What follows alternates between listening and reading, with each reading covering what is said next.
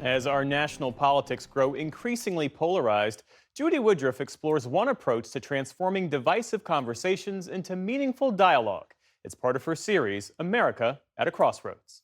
I've been an activist since I was 16 years old. Fighting. Loretta Ross was once known for her fiery temper, shaped by more than 50 years on the front lines battling racism, sexism, and sexual violence. But by the time I got to my 60s, I began to feel that how we did the work was more important than the issues that we worked on. Ross, now 71, says she came to understand there's a more effective way to engage people she disagrees with. That realization is at the heart of her new book, Calling In: How to Start Making Change with Those You'd Rather Cancel. When you're calling people out, that means you're intentionally, publicly blaming and shaming them for something you think they've done wrong, and you want to hold them accountable. But the problem with the call out is that instead of inviting them into a conversation, you've invited them into a fight. When I started thinking about calling in, I said, we can achieve accountability, but we don't have to be angry to do it. Because I think I've had as many blessings as I've had obstacles in life. A survivor of childhood rape, Ross managed to channel her trauma into a driving force for her advocacy. Because I'd been through so much as a child, I had to make the decision that what I'd been through wouldn't determine what I would become. I mean, I couldn't let the man who committed incest against me just make me a teenage statistic, pregnant with no options. I just couldn't let these other people's dirty fingerprints determine who Loretta Ross was killed. And do not ask me where it comes from. When somebody told me I couldn't, that fueled my passion for I could. In 1979, at just 25 years old, Ross became the executive director of Washington's D.C. Rape Crisis Center, where she worked to support victims. It was also there that she experienced a pivotal moment after receiving a letter from a man in prison in Lorton, Virginia, just south of Washington. I got this letter from a man called William Fuller, and his letter basically said, outside I raped women, inside I raped men. I'd like not to be a rapist anymore. And I swear, when I got that letter, all I wanted to do was call him out. Because we didn't have enough resources to help victims, and here's a perpetrator calling for help? I mean, how dare you? So my motives weren't clean when I went to Lorton. I actually went there to curse him out and to say, I told you so.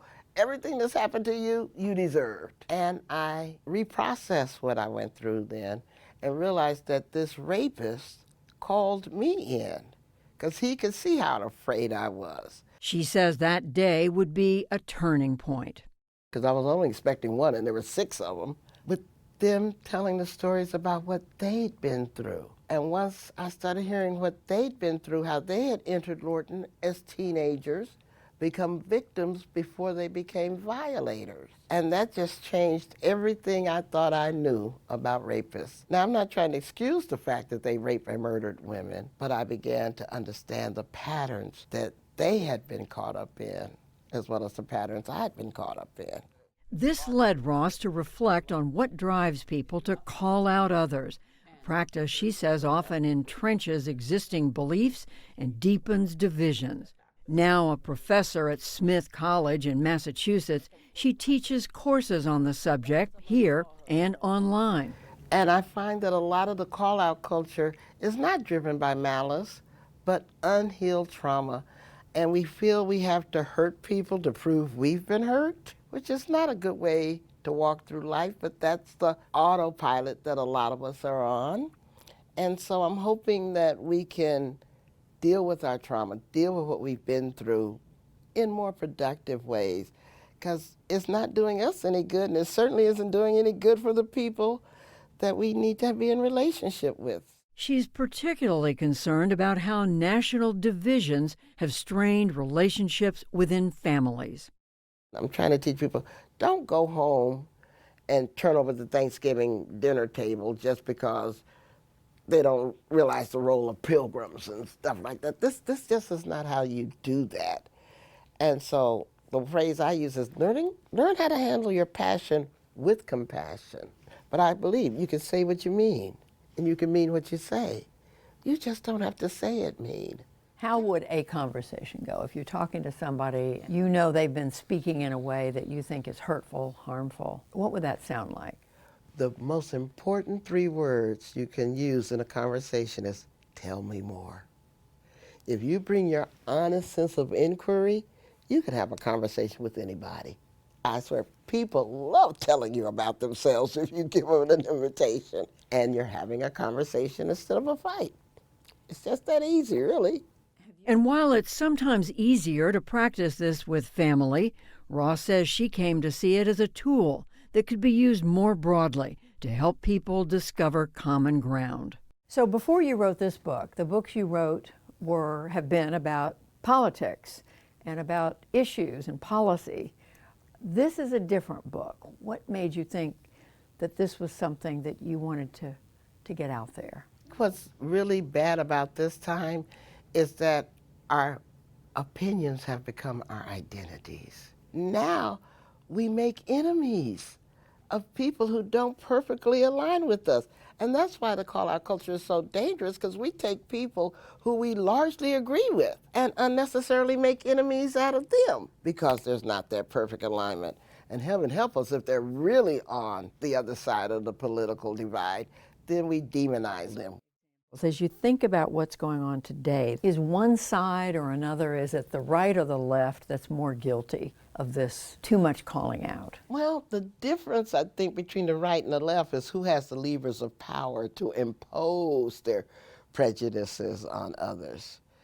And what I have seen is that the left can be mighty intolerant, but we have a tendency not to weaponize the law and the police against everybody we don't tolerate. We don't have a tendency as much to ban books or to say that human beings are basically illegal.